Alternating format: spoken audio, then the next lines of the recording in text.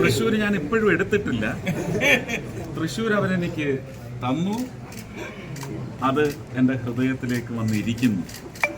ഇനി ഞാൻ അതെടുത്ത് തലയിൽ വെക്കും. എൻ്റെ മുമ്പിൽ ശത്രുക്കളില്ല, എൻ്റെ കൂടെ സ്ഥാനാർത്ഥികൾ അവരേ ഉള്ളൂ. എനിക്ക് മുന്നിൽ ഇടത് വോട്ടേഴ്സ് ഇല്ല, വലത് വോട്ടേഴ്സ് ഇല്ല.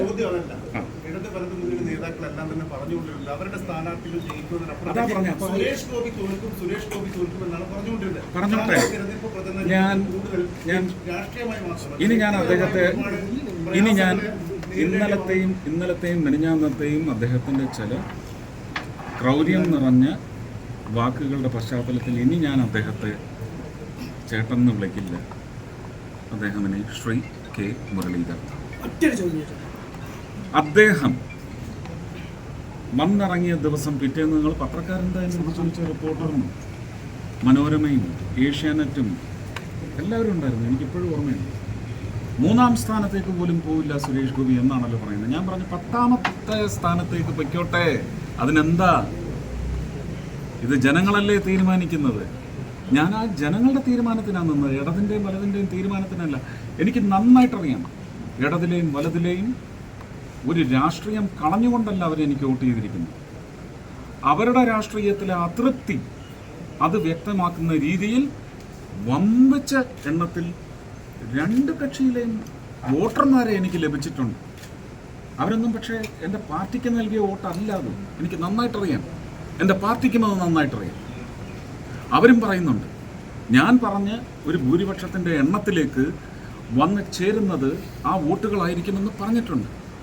അതൊന്ന് എന്താ സാധ്യമായി. താമര ചിഹ്നത്തിൽ കേരളത്തിൽ നിന്ന് മത്സരിച്ച് ജയിക്കുന്ന ആദ്യത്തെ BJP സ്ഥാനാർത്ഥിയാണ്. അതുകൊണ്ട് ഞാനിത് ഈ വിജയം സമർപ്പിക്കുന്നത് ഭാസ്കർ റാവുജിക്കും മാരാർജിക്കും മുകുന്ദേട്ടനും 800 ചില്ലുവാനും കുടുംബങ്ങൾ ഇപ്പോഴും കണ്ണീരിൽ കഴിയുന്നു, രക്തസാക്ഷികൾ. അവർക്ക് ഞാൻ ഈ വിജയം സമർപ്പിക്കുന്നു.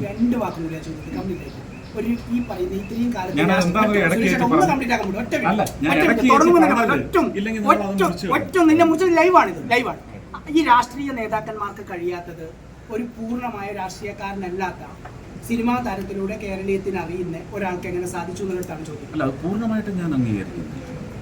ഒരു സിനിമാ താരമായ ഒരിക്കലും അങ്ങനെ പറയാം. കേരളത്തിന് പരിചയം എന്നാണ് ഉദ്ദേശിച്ചത്, ഇപ്പോഴല്ല. ആ പരിചയം 19-ലില്ലായിരുന്നു, 21-ലില്ലായിരുന്നു. അന്ന് ഞാൻ MP അല്ലേ. ആ പരിചയം ജനങ്ങൾ കൂടുതൽ മനസ്സിലാക്കി. ഒരു താരത്തിനും ഒരു വ്യക്തിക്കും അപ്പുറം അവരുടെ കാര്യങ്ങളിലേക്കുള്ള പ്രാപ്തി എവിടെ എന്ന് പറയുന്ന അന്വേഷണം അവർ നടത്തിയിട്ടുണ്ടെങ്കിൽ ആ പ്രാപ്തി അവരൊരു ഒരു ഇൻറ്റ്യൂഷൻ പോലെ കണ്ടെത്തി എല്ലാ 5 വർഷവും ശ്രമിച്ചുകൊണ്ടിരിക്കുകയാണ്. എന്നെ ഈ 5 വർഷം ശ്രമിക്കുന്നു.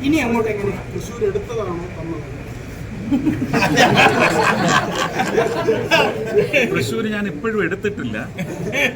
തൃശ്ശൂർ അവരെനിക്ക് തന്നു, അത് എൻ്റെ ഹൃദയത്തിലേക്ക് വന്നിരിക്കുന്നു. ഇനി ഞാൻ അതെടുത്ത് തലയിൽ വെക്കും. ഞാൻ എന്ത് കിരീടമാണോ ലൂർദ് മാതാവിന് കൊടുത്തത്, അതേ ഡിസ്ക്രിപ്റ്റിലുള്ള അതേ നറേറ്റീവിലുള്ള ഒരു കിരീടമായിട്ട് തൃശ്ശൂരിനെ ഞാൻ എൻ്റെ തലയിലെടുത്ത് വയ്ക്കും. നെറ്റിപ്പട്ടം കെട്ടി ഇടം വെച്ച് ഞാൻ കൊണ്ടു നടക്കും.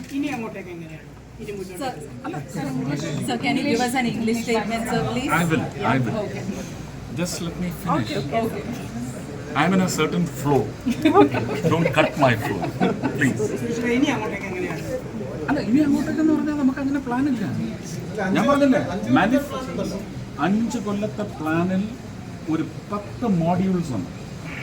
അതിൽ നിന്ന് ഞാൻ 3 മോഡ്യൂള് നടപ്പിലാക്കിയാൽ മതി. 3 മോഡ്യൂൾ എനിക്ക് അടുത്ത 5 വർഷം ഉറപ്പിക്കാൻ. അല്ലെങ്കിൽ എൻ്റെ പിൻഗാമി ആരാണോ പിൻഗാമിക്ക് വേണ്ടി എനിക്കത് ഉറപ്പിച്ചെടുക്കാൻ സാധിക്കും. വഞ്ചിക്കില്ല, ചതിക്കില്ല, പറഞ്ഞ വാക്കിൽ നിന്നും മാറില്ല.